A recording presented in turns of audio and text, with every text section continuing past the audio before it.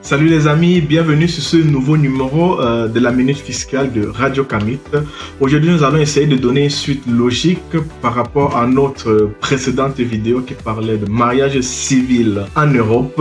Et cette suite logique-là, selon moi, est liée beaucoup plus à la venue au monde, n'est-ce pas, d'un nouveau-né. Et nous allons nous focaliser uniquement sur les 4 documents super importants qu'il faudrait demander avant les 6 mois de naissance d'un nouveau-né. Et restez jusqu'au 4e document, car celui-là, ce dernier document est beaucoup conditionné sur les 3 autres documents.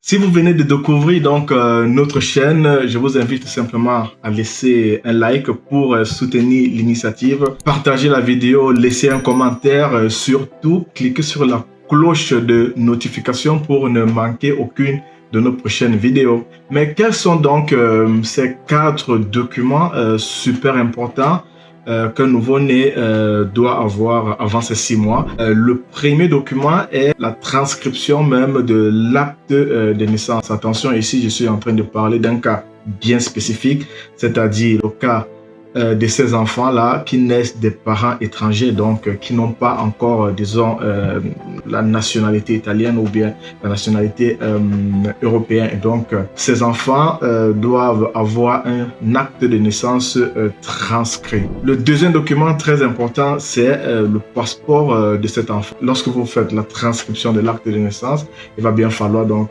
demander son passeport. Et le troisième document qui suit également ces 2 précédents documents est le permis de séjour de l'enfant. Ces 3 premiers documents-là sont, comme vous pouvez le remarquer, très liés. Et donc le 4e document qui dépend des 3 précédents est tout simplement la carte sanitaire. Vous convenez avec moi que si vous n'avez pas transcrit le document de l'enfant, donc vous ne pouvez pas faire son passeport. Et si vous n'avez pas fait le passeport, vous ne pouvez pas demander son permis de séjour. Et si vous n'avez pas un permis de séjour de l'enfant donc valide, vous ne pouvez pas également demander sa carte sanitaire, en italien, la tessera sanitaria. Donc, pour résumer, ces 4 documents super importants sont donc la transcription de l'acte de naissance, le passeport, puis le permis de séjour et la carte sanitaire. Mais comment donc demander ces documents-là? En ce qui concerne la transcription même de l'acte de naissance, il faudrait tout simplement se renseigner auprès de votre ambassade pour avoir toutes les informations nécessaires pour la transcription de l'acte de naissance. Généralement, à la naissance d'un nouveau-né, la commune où est né l'enfant vous donne certains documents qui vous permettront d'aller donc auprès de votre ambassade et de faire la transcription de l'acte de naissance. Malheureusement ou heureusement en Italie, tous les enfants qui sont nés sur le territoire italien n'ont pas automatiquement la nationalité comme dans certains autres pays européens. Donc, vous avez l'obligation de transcrire l'acte de naissance de l'enfant lorsque ce dernier est né. Après donc la transcription de l'acte de naissance, vous devez également faire son passeport qui va servir pour le 3e document qui est le permis de séjour. Donc le passeport également se fait directement à l'ambassade. En ce qui concerne donc ces 2 documents particulièrement, je conseille pour les nouvelles familles, les parents qui viennent d'avoir leur enfant, d'effectuer la demande de ces 2 documents au même moment, comme ça pour éviter justement des allers et retours auprès de votre ambassade. Voilà, toutes les informations concernant ces 2 documents sont dans la description à cette vidéo. Et en ce qui concerne justement les services consulaires ou les prestations consulaires de l'ambassade pour ce cas du Cameroun, nous avons mis un sondage afin d'inviter, si possible, de façon un peu plus fréquente, l'ambassade de Rome à Turin pour que justement ces derniers puissent octroyer ou bien puissent délivrer leurs services consulaires directement même dans la ville et donc comme ça de se rapprocher un peu plus de la communauté camerounaise. Donc je vous invite donc à aller dans la barre de description à cette vidéo de répondre au sondage si vous appréciez cette initiative ou si également vous comptez y participer, car nous avons besoin un peu plus d'informations, bien de données des résidents dans le Grand Nord surtout de l'Italie pour pouvoir justement mettre en place cette initiative. Une fois que vous avez transcrit l'acte de naissance de votre enfant et la demande de passeport, vous passez au troisième document qui est celui du permis de séjour. Généralement, il est préférable que ce soit le parent qui a le permis de séjour de longue durée qui fasse cette demande, tout simplement parce que justement l'enfant va bénéficier d'un permis de séjour d'une durée de 2 ans. Et aussi, cela va donc conditionner bien également le quatrième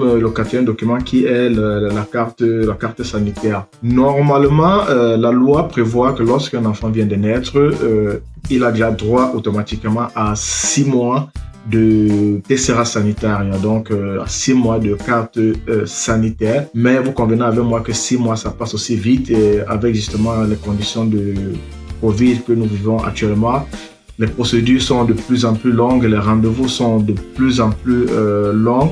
Je conseille donc vivement de très rapidement demander la nouvelle carte sanitaire, sans toutefois attendre la fin des 6 mois que l'État donne automatiquement. Comme ça, l'enfant ou bien la famille peut bénéficier d'un certain nombre de soutiens pour l'enfant et aussi pour les parents. En ce qui concerne l'enfant, c'est très important que l'enfant soit en règle pour donc bénéficier des services sanitaires de l'État. Et en ce qui concerne d'autres aides pour l'éducation même de l'enfant, vous aurez droit à tout un tas de services ou bien d'aides de l'État sur la question de fiscalité, donc certaines détractions et certains bonus. Un des bonus très importants est celui même de l'assegno unico que l'État met à disposition des familles qui ont des enfants en charge.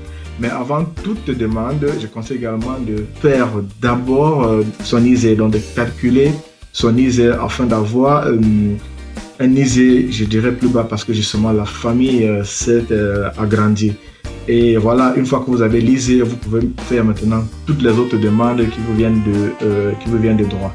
Et n'hésitez pas de contacter Radio Kamit pour la demande de ce bonus-là, car justement notre objectif est également d'être plus proche de la communauté en offrant ces services-là. Donc il y a le calcul de l'ISEE, il y a la demande même de l'assegno unico, il y a la demande de l'asile, il y a d'autres demandes telles que la carte acquisti et également l'esenzione, je vous fais utiliser le terme italien, l'esenzione ticket per il reddito. Toutes ces demandes-là ou bien toutes ces informations-là, vous pouvez les trouver à l'intérieur, dans la barre de description à cette vidéo.